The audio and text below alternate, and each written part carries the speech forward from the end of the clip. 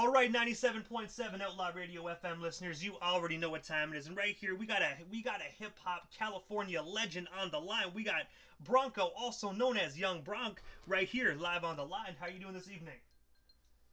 Good, DJ. How you doing, broski? I'm doing great, man. I'm doing great. I first and foremost got to say, man, thank you for just giving us a little bit of your time this evening, man. I remember being a kid and snagging myself, banging on wax too, man. I got to say, that was some of the hardest shit I've ever heard in my life. Appreciate that, man. Appreciate that. But I know you're a busy guy, man, so I'm going to dive right into this interview. But I want to ask you, man, taking you back to the beginning, like, what actually made you decide to get into the music industry initially? I'm sorry, say that again, bro. I was a little bit back in the next. Go ahead. I was going to ask, what actually made you decide to get into the music industry initially?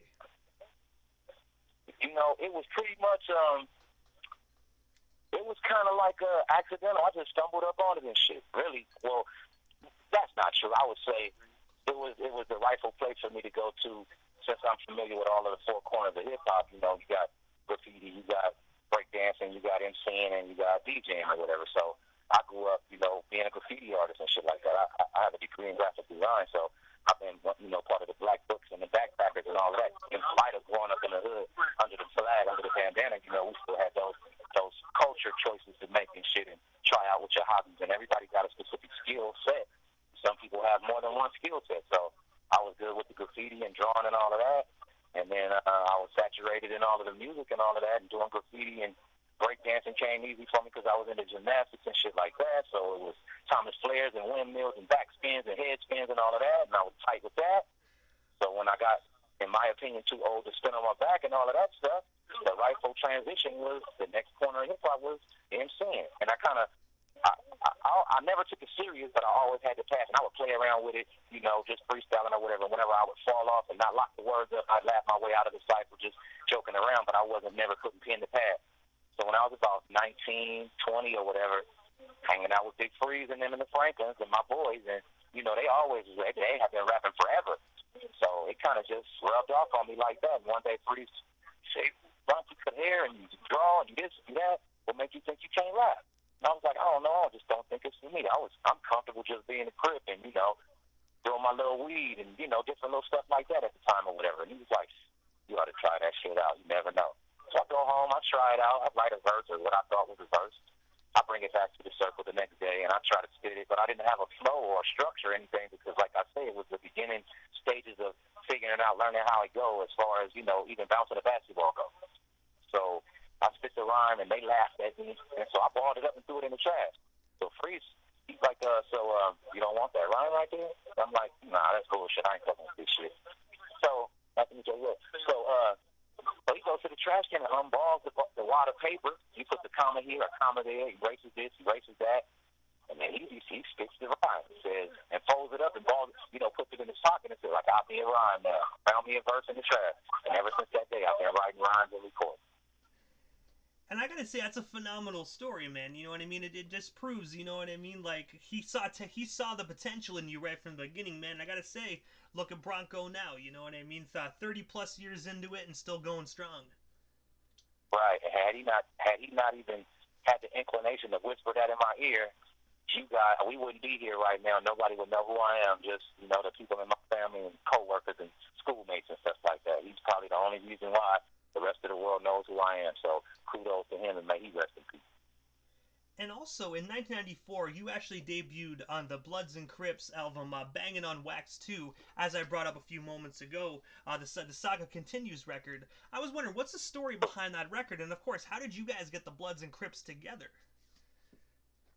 Well, it's kind of like this. The fabric of the bandana, so to speak, whether it's red or blue or black, because all of the different colors of the rainbow have a bandana attached to it in California. Even the pink ones, the girls wear the pink one. And so on and so every hood is, has that other color that will signify that specific area, kind of like a GPS location. Like mine, in my area that I grew up in Los Angeles, California, in a city called Watts, the bandanas are brown in my specific section. Then you got the gray streets, which is across a specific street, and their bandanas are purple. So it's that bandana paisley that's really, calls for the culture, the Chucks and the Coca Sacks and the golf hats and the Pendletons and the Levi 501s. And this is what our predecessors, the generation generations that came before us, this is how they dressed and how they carried themselves and all of that. So this is our open example of, a way to carry ourselves. So, you can find the good and the bad in different things, and you have good examples, positive examples. Some people will show you by example the best, different qualities and attributes that you admire, and you will try to incorporate them things into yourself because you find those things respectable and respectable qualities to have. And so that's pretty much how that goes. So with that being said, you got certain people in your family that didn't grow up in your neighborhood. They grew up in the neighborhood in the area where their parents can find shelter and find, a place to pay rent at. So they grew up in that area. That's their neighborhood. And it may not be a Crip hood. It may be a Blood neighborhood. So they're going to grow up as Bloods. You're going to grow up as Crips if you engage in the culture of gangbanging and stuff like that. And so you're still cousins, you're still relatives, you still have the same grandparents and shit like that. So there's no division there between red and blue, when you family and shit like that. And sometimes when you're not family, there's no division there because you kind of grow on people, and some of the family members that you make for yourself come from outside your family bloodline. So that's where homies and friendship and brotherhood and stuff like that come from. So getting the Bloods and the Crips together, that wasn't a hard thing to do because if you come from the same city, you all are familiar with each other anyway in some shape, form, or fashion, be it good or bad. And I gotta say as well, it's actually phenomenal that you guys put together such a great record. And I gotta ask, was there any hostility in the studio, or did you guys kind of leave that gang stuff at the studio door and you guys went in and made magic? It was more like, see, it's kind of like this. When you come from a hood or whatever, but you got a certain skill. Let's say you play basketball, or you study to be a dentist, or you got rhymes or whatever. There are other guys from other neighborhoods, other sections of the city who possess them same skills and talent. A lot of times that's an admirable, attribute to have. So whether you're a Blood or a Crip, it's kind of hard because of hip-hop. Hip-hop won't let you be prejudiced or be biased or whatever. He can be a Blood, but if he fly with the rhymes, I'm going to give him his 10 points. I'm going to give him his kudos. It don't matter if I'm a Crip or not. That's just not, real is real. So if you're being real about yourself, you tapping your toes and you bobbing your head. But every word that's said through the speaker coming from that music right there, you disrespecting it because of the area that person came from, but you're not really being 100% real. So you're going to be 100% real. You got to like what you like no matter where he's from. He can be from Laos or Bucharest, or he can be from Canada. Don't matter. If he fly, he fly. And also, as well, you were actually a member of the group Nationwide RIP Ridaz, man. I was wondering, how did yourself and the other members get connected of that group? And, of course, what's the story of the formation? Because I got to say, that's another phenomenal group that you actually took part in. Actually, the Nationwide RIP Ridaz, I'm the leader of the crew.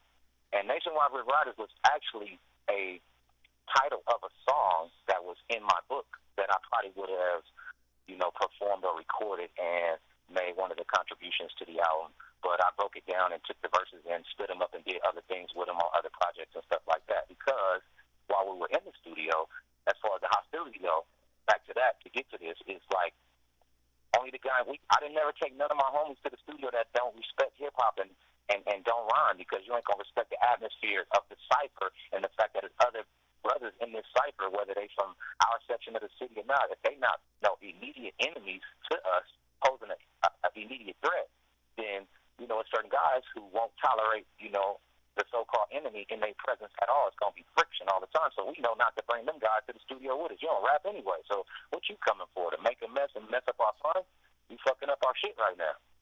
So you stay at the hood, and you stay at the hood. So we respectfully already, governed our own circles like that to not bring no mischief or no haters to the circle that's going to give my blood friends a problem while I'm there, and vice versa. I gotta say, it's completely understandable with that as well, man. You just wanted to make magic in the studio by the sounds of it, man. No drama, no beef, just strictly real hip hop. And absolutely, everybody was real people from their hood, so we was there, and on our way there, we moving through the city that we live in, so we can't move through the city that we live in, naked or less than, or like we don't know what's going on in the city because we're going to the studio. We already got bow and arrows and muskets with us where we going anyway. So they got muskets and bow and arrows. We got muskets and bow and arrows too. We just, we standing down right now with each other because we not immediate enemies anyway. All Bloods and Crips ain't enemies, contrary to what the world thinks. And I gotta say, Bloods and Crips tolerate one another's presence, And I gotta say as well, that album you guys put together, man, one of my favorite songs is actually "Throw the Seas in the Air," man. I really love the substance within that song. Appreciate that, bro. That was magic. That was magic. And I gotta ask as well, like, do you think like you guys like might come back together and make another nationwide RIP Ridaz record in the future? Maybe like, obviously with maybe some new members. You know, that's a considerable idea. I never put that in the front of my chalkboard on my forehead or whatever, but that's a good idea. That my idea was this, to just get my surviving members, which is G Bone from Atlantic Drive and Keystone from the Franklins, Six Pack from the Franklins. He just passed last year at the end of November, the beginning of December. He had a heart attack. And Freeze rest in peace. There's a few guys, you know, most of the members, you know, from my group or whatever, all rest in peace. So I would never add to the ranks. I would only pull from the ranks that still exist. So I would go to, you know, the Veterans Administration, which is, you know, the original members that's still around, because everybody still dibble and dabble. And the thing about that is we all still been messing around with music. We just kind of been under the radar. I've still been writing. I just wasn't recording because of the different things that we needed to learn about those kind of things, publishing and copyrights and stuff like that. When you're a baby in this stuff and you learning it, all you need to have is just be fly with the words and all that, and everything else will take care of itself. Well, that's not true. So you got different stories to be told, like the story about Frankie Lyman and the TLC story, and it's quite a few stories throughout entertainment and hip hop and everything, where they have these true businessmen that come in contact with the naive, you know, talented one, and get a chance to exploit that person or those people, you know, until those people are smartened up or, you know, gain the education and the smarts that they need to have to get what they rightfully deserve for the things that they create. And also in 2007, you were actually featured on Mr. Keel's album Conspiracy to Sell on the track Watts. I was wondering, how did yourself and Keel actually get connected? And of course, what was it like just actually being featured on his project? Well, me and Keel have been cross fans since we were kids, since I said we was in junior high school, 13 or 14. We grew up in the same area of Watts. I grew up in Forest Town. He grew up in Gray Street. And so our neighborhoods don't get along. But like I say, it's like you from the Raiders, and the Raiders and the Rams are playing. Of course, there's rivalry there, but there's certain people on dual teams that I admire the catcher from over there or the quarterback from over there. You never done, you know, that kind of stuff. So you pick your favorite, you pick certain people, and there's certain reasons how you're able to get to certain characters from certain hoods, and you're not able to get to other ones because, you know, they're going to make themselves available for you, and it's always that. It's never no different fabric. Even in the face of 100 of his homies, he still conducts himself the same with me the way if it was just me and him. So it's never been no funniness like that. So we was able to get to each other just with putting it out there through our circle of friends. This circle of friends, somebody in this circle of friends can get to somebody in my circle of friends. Same way with the Bloods and the Crips album or any other feature from somebody, you know, in another part of town. You brothers in hip hop, you can get to that dude right there if you need to. Stretch it out. Stretch your arm out to your family and friends. Make your phone calls, and you can ring one phone in one circle of friends and make 5 other phones ring. That's not an easy thing to do, but it's doable by some of them. And also, as well, aside from the music here for a few moments, you also have your own clothing line available as well, called FTM Feed These Monsters. I was wondering, what kind of merchandise do you sell clothing-wise? And of course, how can our listeners go about purchasing some of your apparel today? Feed These Monsters is one branch of the FTMC clothing line. And Feed These Monsters consists of t-shirts and sweatshirts, crop necks, short pants, sweats and hoodies, and just comfortable, you know, sportswear and stuff like that. And it has, so the different branches from Feed These Monsters is Forever Touch a Million, and Fraternity That Moves Currency, and the Funky Tribe of Misfits. So it's like actually 4 lines. And then I got a few other my younger homies from my neighborhood who have their FTM brands as well. So you got For the Money Clothing and, you know, For the Money Records, and, you know, it's a lot of FTM different acronyms that mean other things other than Forest Town Mafia that we've turned into our different little business and small little corporations and companies and stuff like that. So they're pretty cool. So it's a lot of graphic tees, a lot of sweatshirts and stuff like that. A lot of comfortable stuff to wear, a lot of classy, comfortable stuff to wear. And I gotta say, I was looking through some of your stuff you have as well. So I gotta say, expect a sale actually. You know, when I get paid from work, man, I'm gonna slide into your DM and actually purchase some of the clothing because it does look super freaking comfy. I'm gonna tell you that for a fact. Thank you, bro. I'll send you some of that stuff too. And also as well, going back into the music side of things, but the newer stuff, I recently noticed as well that you actually teamed up with an individual by the name of June Dog on the song Same Team. I was wondering what's the story behind that phenomenal song, and of course, where can our listeners actually peep that song if they haven't already done so? You can find that song on iTunes, Spotify, Pandora, Google Music, all of the streaming platforms and stuff like that. The video just was uploaded to WorldStar and YouTube, so you can go and check that out. The name of the song is called Same Team, Red and Blue Make Green. It's June Dog featuring Broncoe, and June Dog is from Denver Lane.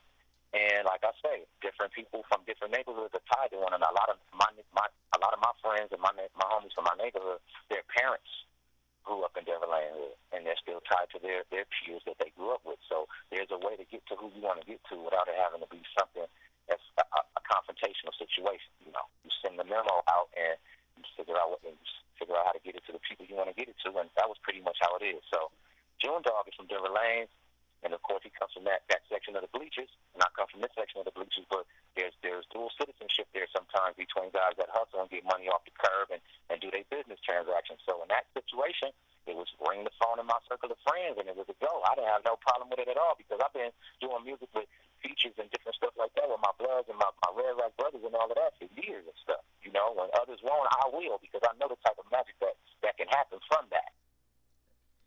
And I want to encourage our listeners too, if you haven't checked that out, make sure you stream it today and add it to your favorite playlist because it is an absolute slapper.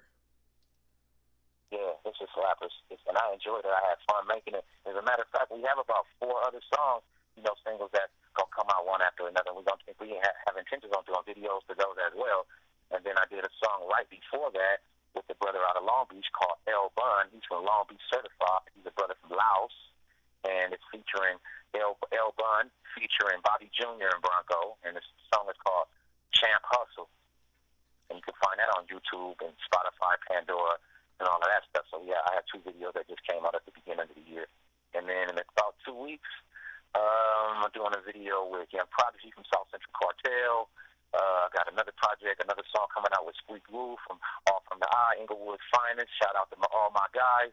And then I got a nice EP and a mixtape and an album coming, just, because I felt like I cheated my fans out of some things that they probably needed to get out of me over the years and stuff like that. So I want to sincerely apologize to them for that, and then give them what I know they deserve from me. And as for Champ Hustle, Hustle Champ, I'm actually going to be playing that directly after this interview as well for our listeners. So, that I have that in the station's rotation. Shout out to that. I'm not sure if you have a wake-up show or not, but you got to give me a call back, invite me back sometime, and I'd love to be a guest, later on in life or whatever. Oh, most definitely. I actually host my own morning show here on the radio station as well, but anytime, you just let me know. You're always welcome. You're always welcome on my radio station, Broncoe. Whenever you got room and you want to get your fans a treat or whatever, I'm up for it anytime. I still keep the ball rolling. So let's see if the platinum whiskers on my chin does me any justice, and I give y'all a treat for that freestyle type of stuff. And I also saw as well that you were actually working on a soundtrack for the Raymond Washington story. I was wondering if you could tell our listeners a bit more about that. And of course, what can they expect from this soundtrack when it does actually drop?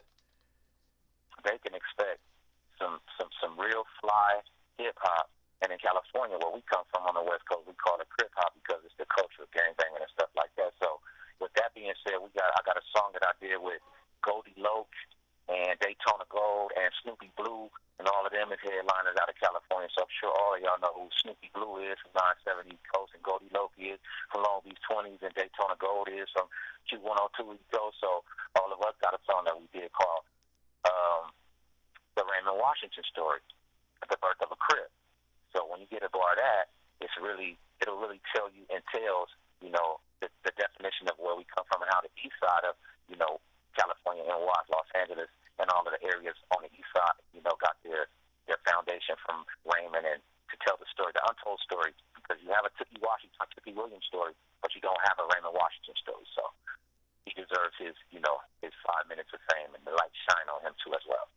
And I gotta say, it sounds like a phenomenal inspirational project. I'm looking forward to hearing that when it does drop to the general public. Absolutely. You should get in for a treat. But I gotta ask you, Bronco, because I know you're doing a lot of projects, you got a lot of stuff in the works. But is there anything we happen to miss during this interview? Anything else you still want to talk about or promote or plug while we stop you here live on the Canadian airwaves? Well, first of all, I'd like to give a shout out to one of my biggest fans. His name is Chris Hansen. He's out of Vancouver, Canada. He's a skater for Progressive Skating. So let me shout that out right here. So y'all check out my boy. That's my broski right there. He stays in contact with me. He's out there in y'all part of town. So give him a lot of love and let you know that I told y'all about him and everything. And if he's listening, Chris, I got you, bro. You already know. But also as well, quickly, Bronco, if I was wondering if you can drop them social media handles. That way our listeners can follow you and stay updated everything Bronco if they're not already doing so. Absolutely. Instagram at Bronco Great TC. You can chime in, follow me, I follow back, I follow everybody back that follow me, no problem, interact and all of that. Drop a line, drop a holler. You got merch. Let me see what you got. I purchase, I absolutely cross promote and support and everything, and I love all of the support that I've been getting. Shout out to all of the fans that appreciate my music, and you're in for a treat. And I gotta say, Bronco, first and foremost, man, thank you for years of amazing music. I grew up listening to your music, and I have to say, you most definitely made some music that really helped not only myself, but millions of listeners worldwide get through some very difficult times, man. So for that, I want to personally give you your flowers and just say thank you for years of phenomenal music. Thank you, bro, and I appreciate that, and I'll give them right back to you.